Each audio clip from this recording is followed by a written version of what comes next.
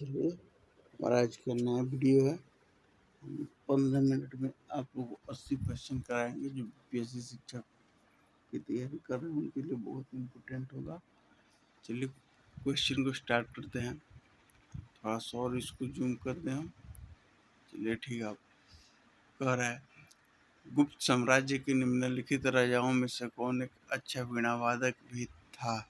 अच्छा वीणा वादक कौन था? तो इसमें हो जाएगा हमारा समुद्रगुप्त था। क्वेश्चन नंबर 2 कह रहा है कैबिनेट मिशन भारत आया तो इंग्लैंड में कौन सा राजनीतिक दल सत्ता में था? तो इसका हो जाएगा लेबर पार्टी सत्ता में था। क्वेश्चन नंबर 3 कह रहा है निम्नलिखित में से कौन कैबिनेट मिशन भारत का सदस्य नहीं था? तो इसमें हो जाएगा sir John Simon Bharat cabinet mission का सदस्य नहीं था। पूर्व चोल राजाओं में से किसे सबसे महान राजा माना जाता है? तो कारिकल को सबसे महान राजा माना जाता है। उसके बाद कर रहा है क्वेश्चन नंबर 5 में चोल राजवंश का अंतिम शासक कौन था? चोल राजवंश का अंतिम शासक राजेंद्र चोल द्वितीय था। उसके बाद कह रहा है क्वेश्चन नंबर 6 में हड़प नीति यानी व्यापगत का सिद्धांत निम्नलिखित में से किस गवर्नर जनरल ने लागू की थी? इसको लागू करने वाला लॉर्ड डलहौजी था। क्वेश्चन नंबर 7 में कह रहा है निम्नलिखित में से किसने 1851 में अवध राज्य को एक चेरी जो एक दिन हमारे मुंह में गिर जाएगी के रूप में वर्णित किया था? तो वर्णित करने वाला कौन था? लॉर्ड डलहौजिया ही था। उसके बाद कह रहा है क्वेश्चन नंबर 8 महाभारत नामक संस्कृत महाकाव्य के लेखक कौन थे? तो इसके लेखक थे महर्षि वेद व्यास थे। क्वेश्चन नंबर 9 कह रहा है दस कुमार चरित्र या टेल्स ऑफ 10 प्रिंसेस की रचना किसने की थी? तो इसका रचना जो था किसने की थी? तो इसका रचना डंडी ने किया था। किसने की थी? डंडी ने की थी। उसका बाद कह रहा है क्वेश्चन नंबर 10 में स्वतंत्र भारत के पहले गवर्नर जनरल कौन थे? तो इसके पहले गवर्नर जनरल कौन थे? लॉर्ड माउंटबेटन थे। 11 नंबर में कह रहा है इनमें से किसे भारतीय रेल का जनक कहा जाता है? तो भारतीय रेल का जनक कहा जाता है लॉर्ड डलहौजी को। उसके बाद 12 नंबर में है मोडेरो स्थित सूर्य मंदिर का निर्माण किस राजवंश ने कराया था? तो मोडेरो स्थित सूर्य मंदिर का निर्माण किस राजवंश ने कराया था? तो सोलंकी राजवंश ने इसका निर्माण करवाया था। 12 में कह रहा है सबरीमाला मंदिर कहाँ स्थित है? सबरीमाला मंदिर कहाँ स्थित है? तो ये केरल में स्थित है। क्वेश्चन नंबर 14 में कह रहा है इनमें से किसे भारत में सिविल सेवाओं के जनक के रूप में जाना जाता है? सिविल सेवा के जनक के रूप में चार्ल्स कॉर्नवालिस को हम जानते हैं। क्वेश्चन नंबर 15 में कह रहा है कि 1912 में सिविल सेवाओं के संबंध में रॉयल कमीशन के गठन के समय वायसराय कौन था? तो उस समय का जो वायसराय था वो लॉर्ड हार्डिंग था। कौन था? लॉर्ड हार्डिंग था। क्वेश्चन नंबर 16 कह रहा है जिस तरह बैरोमीटर दाब से संबंधित है ठीक उसी तरह सिस्मोग्राफ से क्या संबंधित है? तो सिस्मोग्राफ को हम लोग भूकंप मापने के लिए रखते हैं। क्वेश्चन नंबर 17 कह रहा है भारत की पैथन जल विद्युत परियोजना कहाँ स्थित है? तो भारत की पैथन जल विद्युत योजना जो है वो हमारा महाराष्ट्र में स्थित है। कहाँ स्थित है? महाराष्ट्र में स्थित है। क्वेश्चन नंबर 18 कह रहा है क्वेश्चन नंबर 18 कह रहा है एशिया का पहला नाभिकीय रिएक्टर इनमें से कौन सा था? तो अप्सरा था। कौन सा था? अप्सरा था। क्वेश्चन नंबर 19 में कह रहा है बादल के निम्न प्रकार से असंगत का चयन कीजिए। बादल के निम्न प्रकार में से असंगत का चयन कीजिए। तो यहाँ होगा कपासी बादल होता है, ये इसमें से असंगत है। कह रहा है, बीच में कह रहा है ओस बनता है, यानी कि ओस किससे बनता है, तो ओस जो है वो ठंडे सतह पर आर्द्र वायु के संघटित होने से बनता है, यानी कि इसका ऑप्शन नंबर ए सही हो जाएगा। 21 में कह रहा है काकरापार परमाणु ऊर्जा स्टेशन डैश राज्य में स्थित है। कौन सा? काकरापार परमाणु ऊर्जा स्टेशन किस राज्य में स्थित है, तो ये हो जाएगा हमारा गुजरात राज्य में स्थित है। उसका क्वेश्चन नंबर 22 कर रहा है IRCTC का पूर्ण रूप क्या है? इसका IRCTC का पूर्ण रूप क्या है, तो इसका पूर्ण रूप हो जाएगा आपको option number C, Indian Railway Catering and Tourism Corporation, ये हमारा सही आंसर हो जाएगा। उसके बाद कह रहा है हमारे वातावरण में कितने प्रतिशत नाइट्रोजन है, यानी हमारे वातावरण में, जिस वातावरण में हम रहते हैं उसमें कितने प्रतिशत नाइट्रोजन है, इसमें 78% क्या है, हमारा नाइट्रोजन है। उसके बाद कह रहा है क्वेश्चन नंबर 24 कह रहा है बोर्नियो, जावा और सुमात्रा निम्नलिखित में से किस द्वीप समूह के द्वीप है? कौन? बोर्नियो, जावा और सुमात्रा, तो ये है हमारे इंडोनेशिया के। कहाँ के हैं? हमारे इंडोनेशिया के हैं। उसके बाद कह रहा है भारतीय राष्ट्रीय राजमार्ग प्राधिकरण NHAI की स्थापना किस वर्ष की गई थी? NHAI की स्थापना किस वर्ष की गई थी? इसका स्थापना 1988 में किया गया था। कब किया गया था? 1988 में किया गया था। क्वेश्चन नंबर 26 का भारत में सीमा सड़क संगठन की स्थापना कब की गई? भारत में सीमा सड़क संगठन की स्थापना कब की गई? सीमा सड़क की स्थापना मई 1960 में की गई थी। कब की गई थी? मई 1960 में की गई थी। प्राकृतिक तटबंध देश है। प्राकृतिक तटबंध क्या है? तो प्राकृतिक तटबंध जो है यह नदी के निक्षेपण स्थल रूप को हम लोग प्राकृतिक तटबंध के नाम से जानते हैं। 28 कह रहा है सार्वजनिक या निजी क्षेत्र का वर्गीकरण इस आधार पर किया गया है। किस आधार पर किया गया है? इसको हम लोग जानते हैं, इसको हम लोग स्वामित्व के आधार पर इसका वर्गीकरण किया गया है। अब कह रहा है इनमें से किस समिति का गठन बैंकिंग क्षेत्र में सुधार हेतु किया गया है? कह रहा है किस समिति का संगठन बैंकिंग सुधार हेतु किया गया है? ये जो है नरसिम्हन समिति, नरसिम्हन समिति का सुधार जो बैंकिंग क्षेत्र में किया गया है। उसके बाद कह रहा है क्वेश्चन नंबर 30, 1 रुपए के नोट पर किसके हस्ताक्षर होते हैं? 1 रुपए के नोट पर केंद्रीय वित्त सचिव का हस्ताक्षर होता है। इसका हस्ताक्षर होता है, केंद्रीय वित्त सचिव का हस्ताक्षर होता है। उसके बाद कह रहा है कि भारतीय संविधान के निम्नलिखित में से कौन सा भाग केंद्र शासित प्रदेश से संबंधित है? कौन सा भाग केंद्र शासित प्रदेश से संबंधित है? इसका हो जाएगा भाग 8 जो है केंद्र शासित प्रदेश से संबंधित है। फिर कह रहा है क्वेश्चन नंबर 32 में संघ सूची, राज्य सूची और समवर्ती सूची भारतीय संविधान के किस अनुसूची में शामिल है? तो ये जो है ये 7वीं अनुसूची में शामिल है। किस अनुसूची में शामिल है? तो 7वीं अनुसूची में शामिल है। कह रहा है क्वेश्चन नंबर 33, नीति आयोग के पहले अध्यक्ष कौन थे? नीति आयोग के पहले अध्यक्ष कौन थे? इसके पहले अध्यक्ष कौन है? आपको नरेंद्र मोदी है। कौन है? नरेंद्र मोदी है। क्वेश्चन नंबर 14 कह रहा है नीति आयोग के पहले अध्याय निम्न में से कौन से थे? सर नीति आयोग के पहले अध्यक्ष निम्न में से कौन थे? तो नीति आयोग के पहले अध्यक्ष जो थे वो अब जवाहरलाल नेहरू थे। कौन थे? जवाहरलाल नेहरू थे। क्वेश्चन नंबर 35 कह रहा है किस अनुच्छेद के अंतर्गत भारत के राष्ट्रपति मृत्युदंड की सजा पाए हुए व्यक्ति को क्षमा, फांसी, स्थगन या सजा में कमी कर सकता है?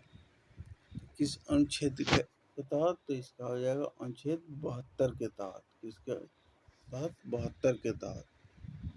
क्वेश्चन नंबर 36 कह रहा है, 36 में कह रहा है निम्नलिखित में से कौन सा विषय समवर्ती सूची के अंतर्गत आता है? समवर्ती सूची के अंतर्गत कौन सा विषय आता है? तो समवर्ती सूची के अंतर्गत जो है आपको वन आता है। कौन आता है? वन आता है, क्योंकि यहाँ आपको जो है ये जो पुलिस है, ये पुलिस से राज्य सूची के अंतर्गत आएगा, व्यापार भी राज्य सूची के अंतर्गत आएगा, और रक्षा आ जाएगा ये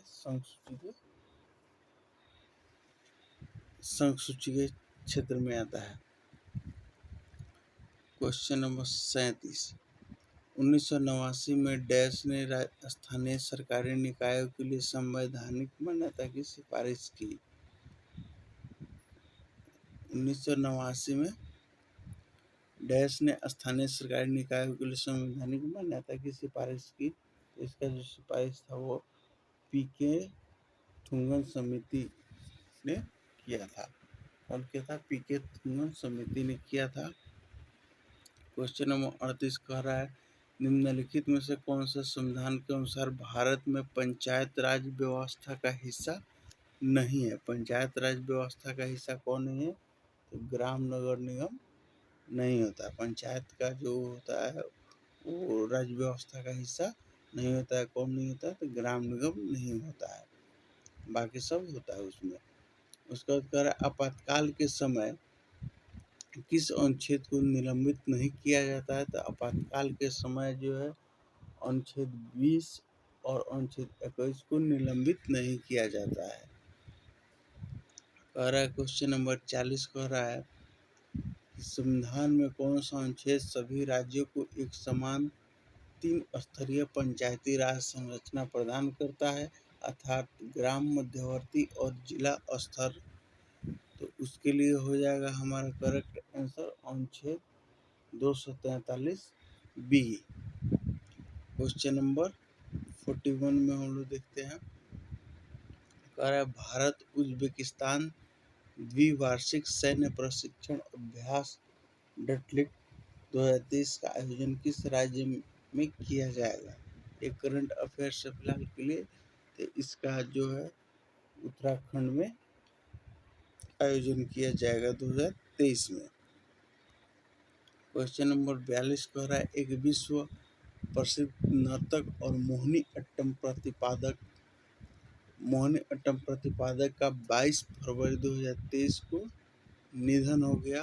जो कौन थे? तो वो थे डॉक्टर कनक रेले थे। कौन थे? डॉक्टर कनक रेले थे। क्वेश्चन नंबर 43 किस राज्य सरकार ने सभी सरकारी स्कूलों में संघर्ष पहल शुरू की है? कौन से राज्य जो है सरकारी स्कूल में संघर्ष पहल शुरू की है? तो हो जाएगा आपको त्रिपुरा। कौन सा हो जाएगा? त्रिपुरा हो जाएगा।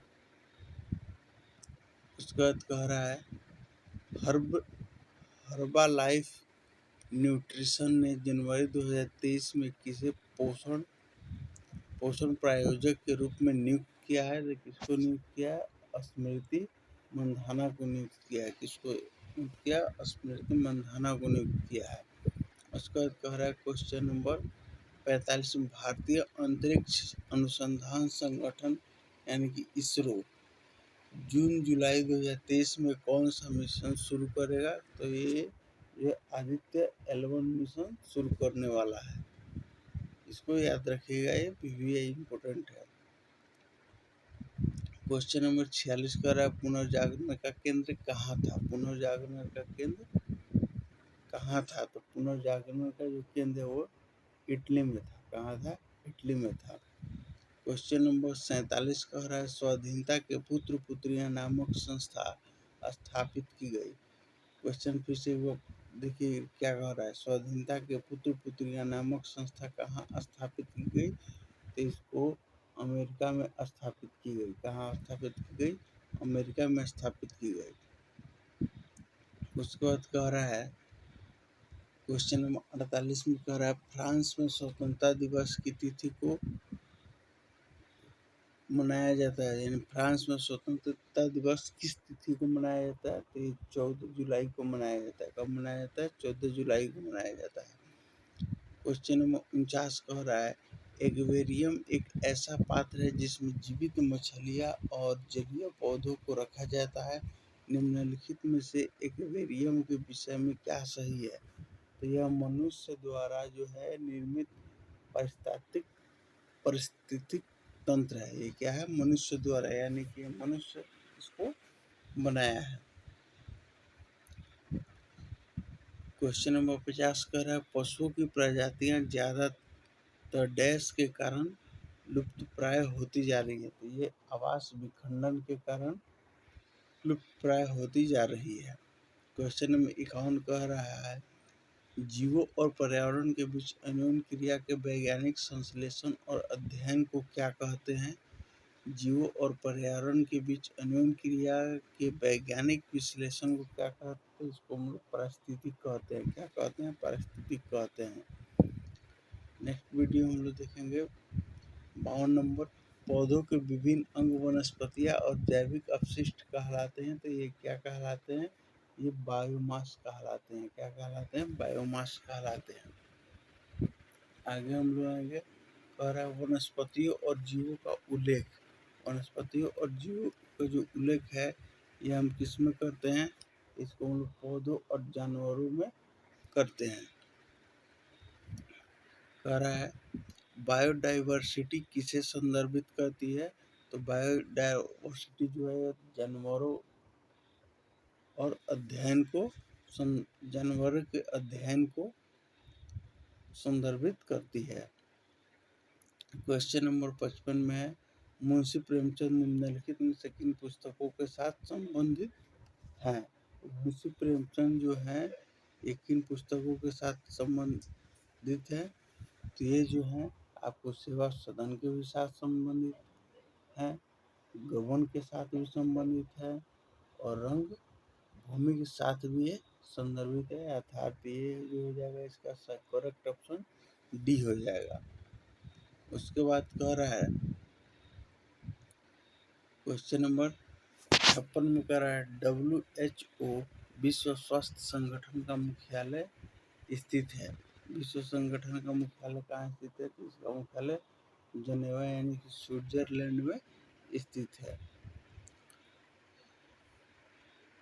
क्वेश्चन नंबर 57 कह रहा है सार्क का मुख्यालय कहाँ है? तो सार्क का मुख्यालय कहाँ है? सार्क का मुख्यालय काठमांडू में है। कहाँ है? काठमांडू में है। अगर आप हमारे चैनल पर नए हैं तो हमारे चैनल को सब्सक्राइब कर दीजिए, शेयर भी कीजिए और लाइक भी करते जाइए ताकि हम आपके लिए और अच्छा वीडियो भी लाते रहेंगे। चलिए आगे हम चलते हैं फिर क्वेश्चन नंबर 58 पे। कह रहा है भारत में फेडरेशन कप का संबंध किस खेल से है? भारत में फेडरेशन कप का संबंध किस खेल से? तो फेडरेशन कप का संबंध जो है फुटबॉल से है। किससे? फुटबॉल से है। क्वेश्चन नंबर 59 में यानी 49 में कह रहा है सूची वह जो है यानी व्यक्ति का मिलान सूची 2 यानी कि गतिविधि के क्षेत्र के साथ कीजिए और सही विकल्प का चुनाव कीजिए। इसमें जो है कह रहा है यामिनी कृष्ण मूर्ति जो थे इसका सही मिलान क्या हो जाएगा? तो यामिनी कृष्ण मूर्ति जो है ये भरतनाट्यम है। कौन है? भरतनाट्यम के साथ जाएंगे। वसीम जाफर जो है ये क्रिकेटर हैं। कौन है? क्रिकेटर हैं। उसका राजा रवि शर्मा। राजा रवि शर्मा जो है चित्रकारी हैं। चित्रकारी हैं। और कह रहा है राहुल गांधी। तो राहुल गांधी क्या है? ये राजनीति करते हैं।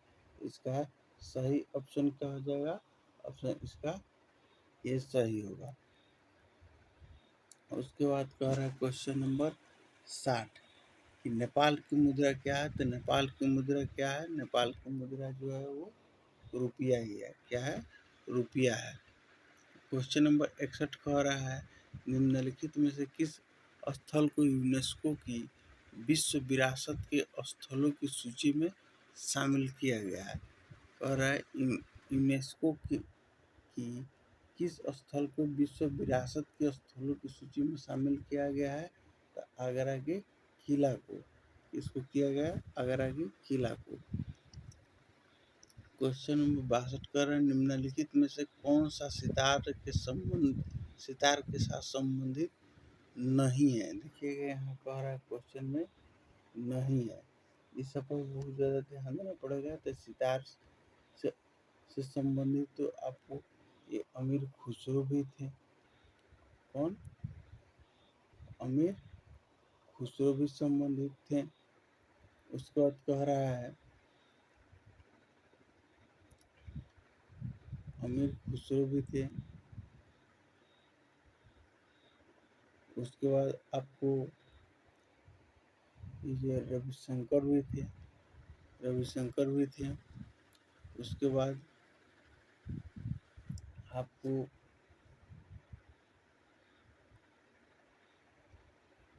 विलायत अली खां भी थे। और ये जो है उस्ताद अलाउद्दीन खां, ये सितार के साथ संबंधित नहीं थे।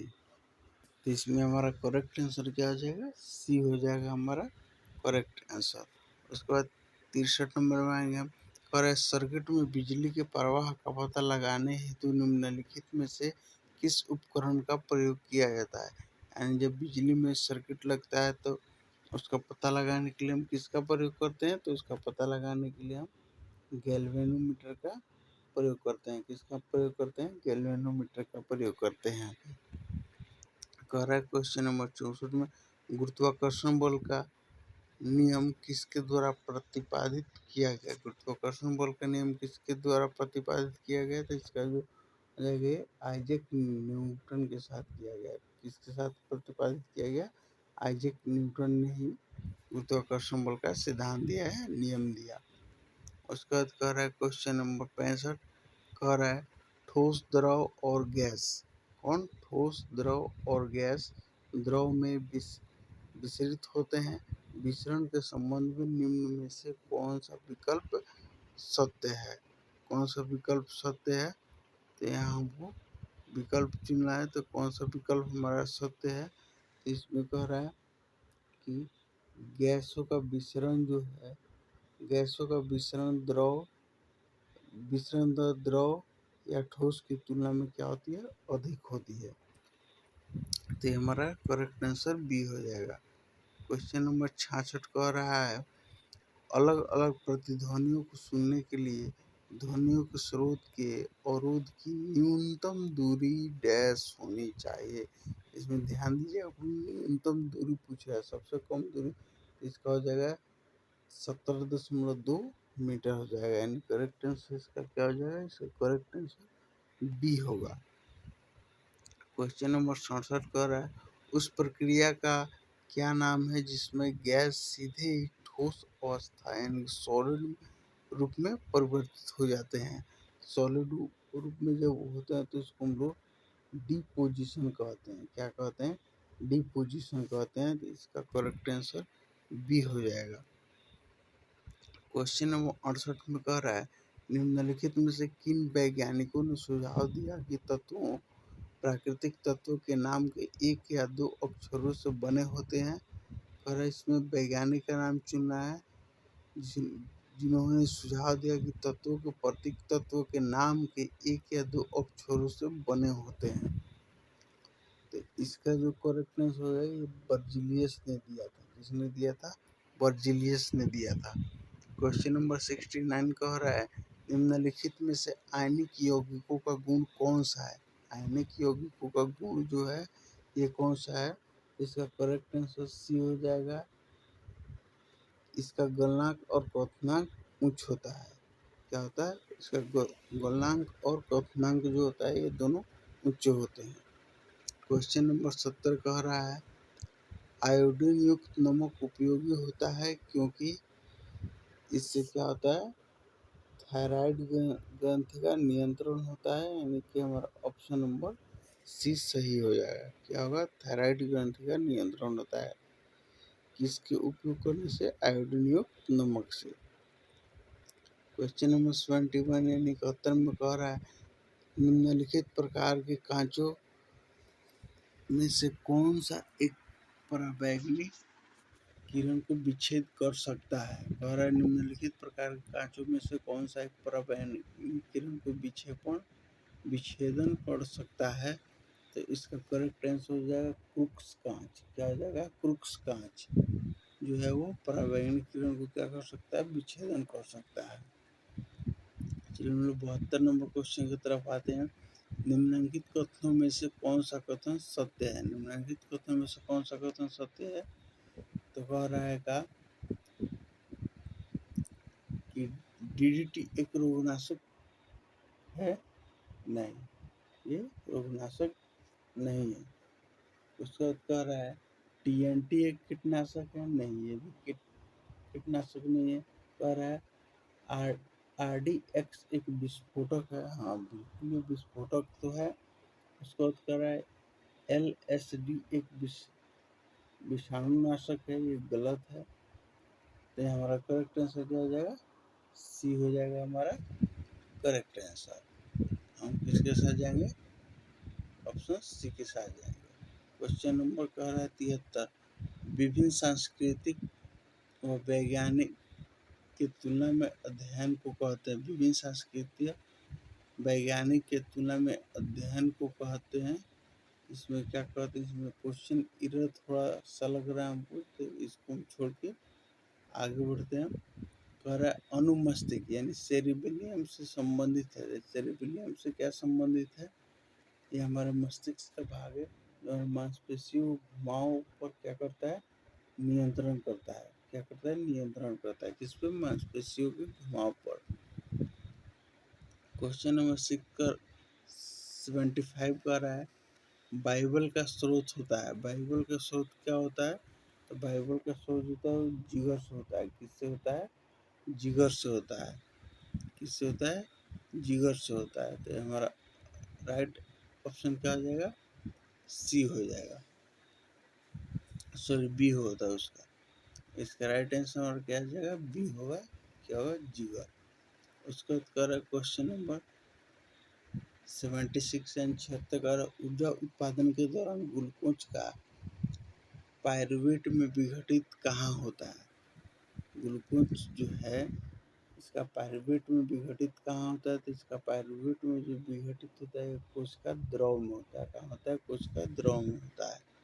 उसके बाद है 76 नंबर, वही क्वेश्चन है 77 में कह रहा है प्रोटेस्ट ग्रंथि किसके नीचे मौजूद होता है? प्रोटेस्ट जो ग्रंथि होता है मूत्राशय के नीचे मौजूद होता है। कहाँ होता है? मूत्राशय के नीचे मौजूद होता है। क्वेश्चन नंबर 18 कह रहा है किस प्रकार के ऊतक में एक समान कार्य करने वाली विभिन्न प्रकार की कोशिकाएं होती है? कह रहा है किस प्रकार के ऊतक में एक समान कार्य करने वाली विभिन्न प्रकार की कोशिकाएं होती है? इसका जो है राइट ऑप्शन हो जाएगा क्या? मेरिस्टेमेटिक ऊतक। कौन हो जाएगा? मेरिस्टेमेटिक ऊतक कोशिका। कह रहा है 79 number and second and last question है। और आधुनिक मनुष्य के हाल का पूर्वज। आधुनिक मनुष्य के हाल का पूर्वज क्या है? तो हमारे जो पूर्वज थे उनको हम लोग बोलते हैं क्रो-मैग्नन मनुष्य। क्या कहते हैं? क्रो-मैग्नन मनुष्य। ये क्या थे? आधुनिक मनुष्य के हाल का पूर्वज थे। उसके बाद लास्ट क्वेश्चन कह रहा है यौन प्रजनन में अभिभावक का योगदान होता है। यौन प्रजनन जो होता है उसमें अभिभावक का क्या योगदान होता है? तो उसमें जो अभिभावक का उनके वंशानुगत जीन का आधा भाग मिलता है।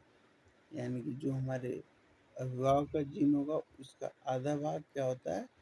वो हमारे अंदर पाया जाता है।